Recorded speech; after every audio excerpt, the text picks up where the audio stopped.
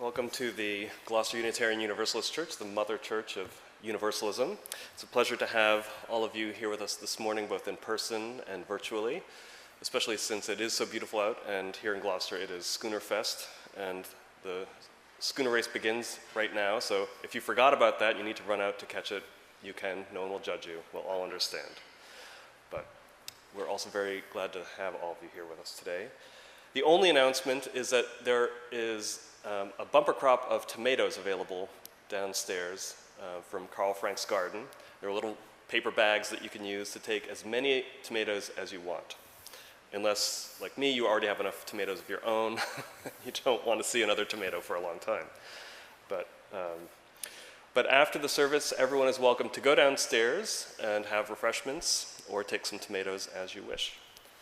So now let us open our hearts and our minds for worship together today.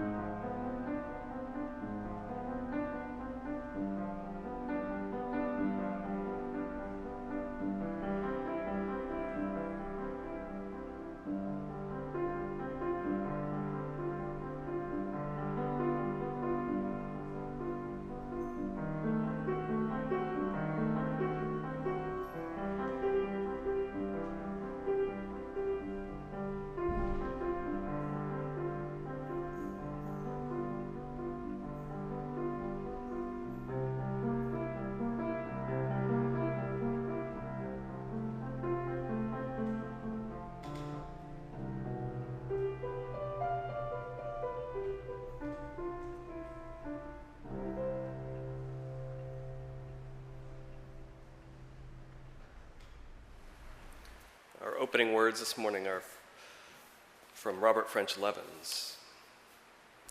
Holy and beautiful the custom which brings us together in the presence of the Most High, to face our ideals, to remember our loved ones in absence, to give thanks, to make confession, to offer forgiveness, to be enlightened, and to be strengthened.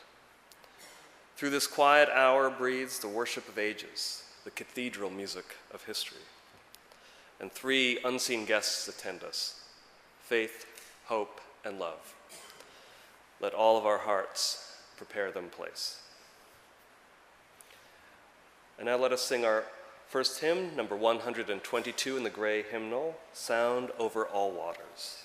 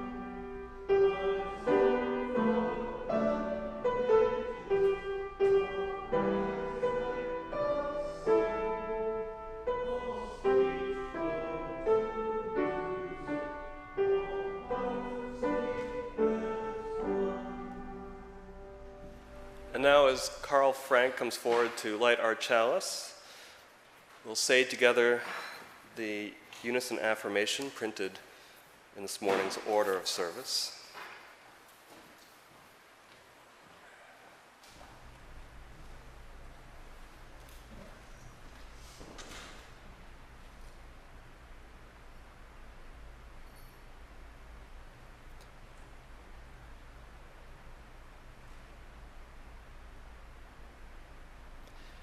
In the light of truth and the warmth of love, we gather to seek, to sustain, and to share. Life is a gift for which we are grateful. We gather in community to celebrate the glories and the mysteries of this great gift. And I will light the peace candle in memory of all those who are suffering under the threat of violence and strife, wherever they may be and whoever they may be.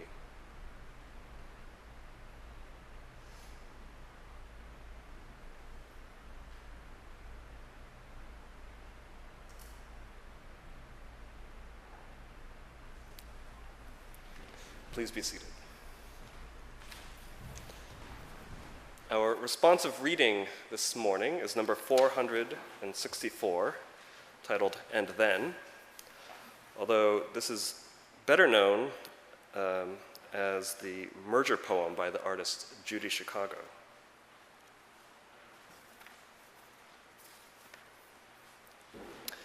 And I will read the plain text portions, and you're welcome to read the italicized portions. And then all that has divided us will merge.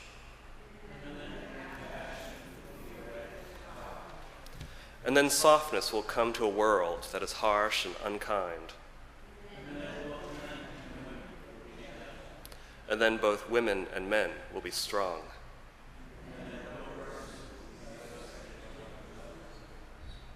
And then all will be rich and free and varied.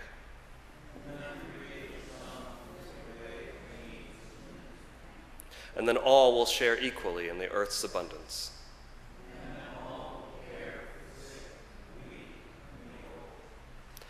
And then all will nourish the young. And then all will live in harmony with each other and the earth.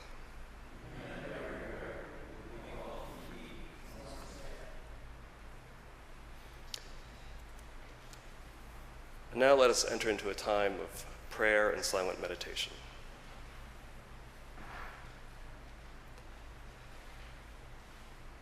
Let us sit for a moment. Let us sit here. Let us still ourselves. Let us still our bodies. Let our arms relax. Let go of those burdens we've carried in here today. Let our breathing deepen. Rather than running from this to that, let us rest for a moment. And in our faces, which carry our cares and concerns, in tension, on guard and weary, let that go. Let our faces be open. Let them be glad. And our minds, let them be free. Let them know clearly. Let them think nothing. Let them wander, and let them delight. And our hearts, let them grow. Let them be brave. Let them be kind. And let them love. And now, let us listen to them as they silently speak.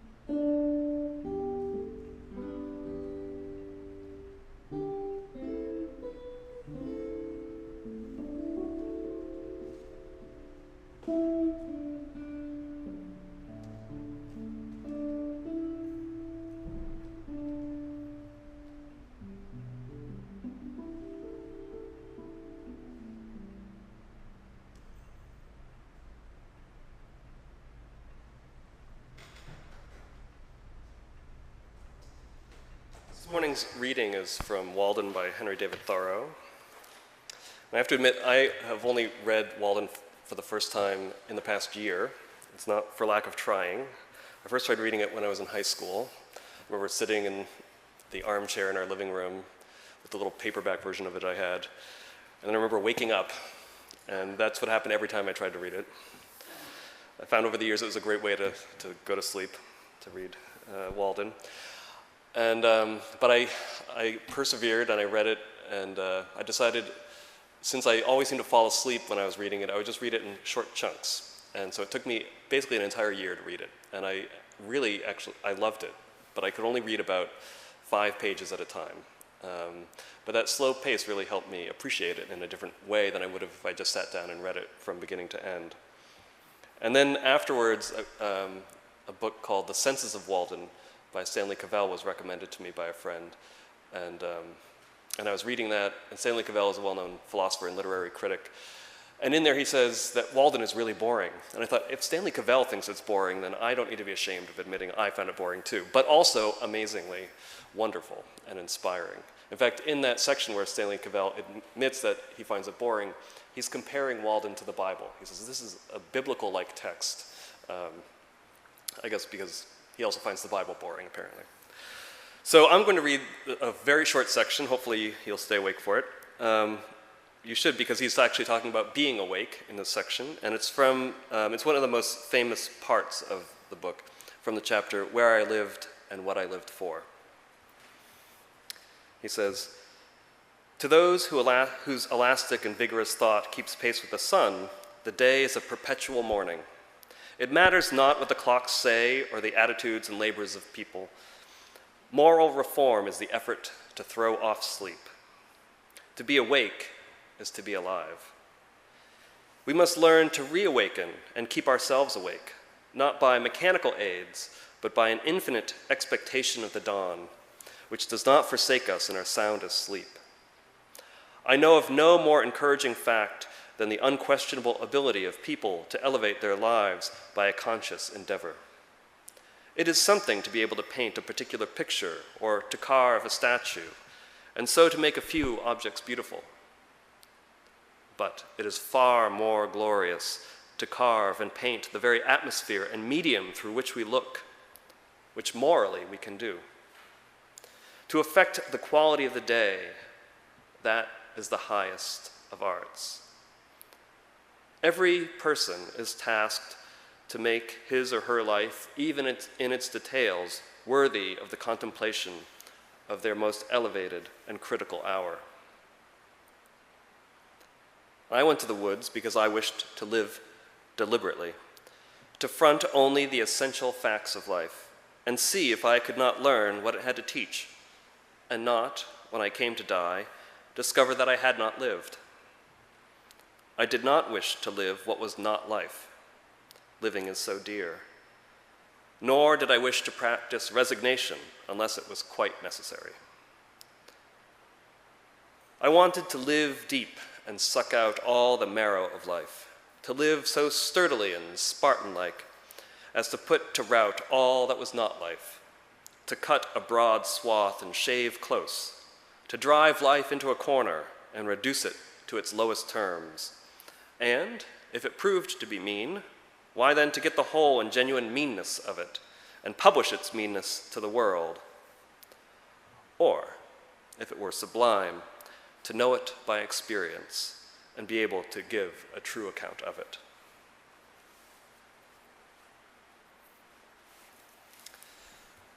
And now, an offering to sustain the work of this church will now be given and gratefully received.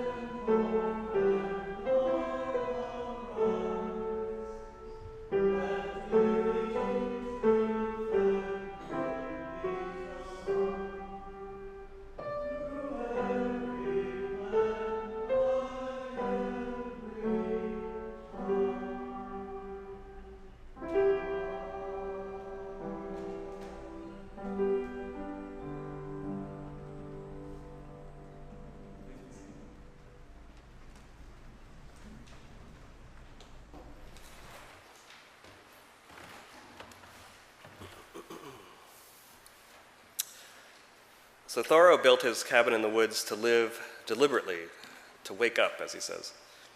And he wanted to see the world and his place in it more clearly. And not, as many people think, to escape it, but rather to reorient himself to it. It is clear in the book that he was not a hermit, but he was in regular contact with the townspeople of Concord. Indeed, he frequented the Emerson's house during his time in his cabin. And this is something he doesn't mention in Walden, but apparently he often exited out the Emerson's kitchen door with a pie or two. And that, I think, shows his great wisdom. What Thoreau wanted was to live in the way he thought best, to decide how to live, and not just follow blindly, as though sleepwalking, the path that custom and convention led him down. In Walden, he is encouraging us to find what is essential in life, to see clearly where we stand in the world and in relation to it, so that we can move forward, choosing our steps on our own with care and clarity. Now, a few months ago, I found myself walking up Town Hill in Ipswich. And I grew up in Ipswich, and I go there infrequently, though. Or at least not much to this particular part of town, which is the part that I grew up in. I don't avoid it, but I just don't go there. It's not on the way. Because when I do go to Ipswich, I'm usually driving, going someplace, just passing through. But on this day, I got out and I was on foot. And there was some event in town that day. Children and their parents were walking between the shops and market and central streets, and even up to the few places on Town Hill where I was. And it was where I had been all throughout my childhood. That was the central piece of my life. The church spire of the Congregational Church that rises from the green atop the hill had quite literally been the center of my world growing up. For one reason, my father was the minister of that church, and so we spent a lot of time there. And it was very important in our family's life. But even for me in my boy's life, it was the axis around which so much rotated. All the important places for me as a boy were arrayed in a rough circle around that green and that church. My house, my best friend Pete's house, our school, the library, the river where we played, Alice's market by the wharf where we bought our root beer and candy. Those were all the central places for me as a boy, and they all made a rough circle around Town Hill, a few blocks in diameter. And so standing up on that hill again that day after so many years, the whole of my young world arrayed around me, I felt myself suddenly unsure of where I was. It was as if the veil between the world of the past and the present slipped slightly and fluttered. And as I walked the streets and paths that my childhood inhabited, I could feel the past and present slipping in and out, almost moving together, indistinguishable.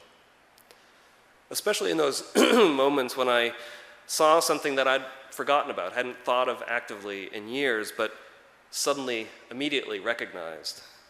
That angle of the house to street, that granite step, the feel of that iron railing, the rhythm of walking up that small rise and back down the other side. It was so familiar that I could have walked those with my eyes shut. But it was also so strange, because even though I was surrounded by people, the milling children in front of the library, their parents walking them up and down the hill, even though I was surrounded by people, I felt completely alone, because I knew no one, recognized nobody. And all those houses around me up on the green, stretching from around there out into the town, they looked exactly the same as I remembered them. And they were once so full of people I knew. but now they were all empty to me. The people I know probably gone, or certainly not present in my life anymore. And so as I stood there, I felt for a moment a great sense of loss, and felt lost a little bit myself, as if I was in a place that I'd never been to before, which in a way I was. Standing there that day, I was in a new place, because I'd been living in the past as it was, going where and how I'd already known to go. But now, standing there that day, I was no longer in the past, but on a threshold, the doorway of the present, the place balanced between the past and the future. And as I mentally glanced into the past and remembered all those people and those things I used to do there, I could feel them still present with me. Many of their names I couldn't recall, or not very well, and their faces were often dim in my mind, but they all had a hand in forming me and the shape of my life. And my life bears their imprint still. The past always has a claim on us because it created us. And every day we recall the past, even if not consciously, for we embody it in ourselves. We express it in our living. And so for that which our past gives us, which is good, we should always give thanks and be grateful. And that is how I felt that day, that sunlit afternoon, standing up on Town Hill, remembering so many delightful things from my childhood, standing on those rock outcroppings under that steeple that I knew so well. It was a lovely fall day. But it was getting a little late in the day. The light was already slant. The building sides were darkening, and I knew I had to go. But before I did, I took a last look around, and it was as though I could see my childhood and everything and everyone in it stretching down one side of Town Hill behind me. But I wasn't sad to leave them behind, because the future has a claim on us also, and it has an even greater claim on us than the past because we are responsible for it. We stand here in the moment of our present, forming the future, shaping the coming days. And we best honor those who came before us by crafting well those days that are yet to come, even and perhaps especially if it means giving those days a very different shape or taking a very different path than that in the past. And so, as I walked down Town Hill that day, the night now approaching, the familiar places shrouded in shadow, I walked deliberately into the dark because I knew that another day, today, would be dawning, and that I would arise, awake, and greet its light with gladness.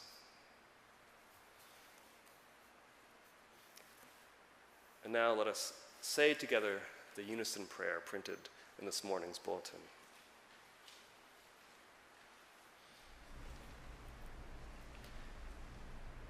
Eternal Spirit, earth maker, pain bearer, life giver, source of all that is and that shall be, Father and Mother of us all, loving God in whom is heaven, the hallowing of your name echo through the universe. The way of your justice be followed by the peoples of the world. Your heavenly will be done by all created beings. Your commonwealth of peace and freedom sustain our hope and come on earth. With the bread we need for today, feed us. In the hurts we absorb from one another, forgive us. In times of temptation and test, strengthen us. From trial too great to endure, spare us. From the grip of all that is evil, free us. For you reign in the glory of the power that is love, now and forever. Amen. And now let us sing together our final hymn, number 121, We'll Build a Land.